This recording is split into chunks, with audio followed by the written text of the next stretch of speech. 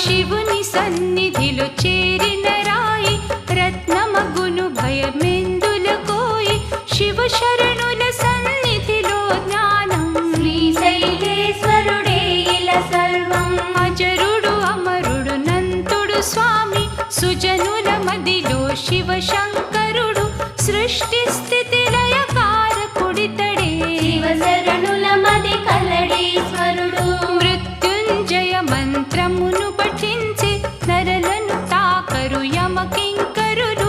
మానవ కోటికి ముక్తి ప్రదాత మహదేవ శివ మంగళదాత ప్రజాపతి పరమే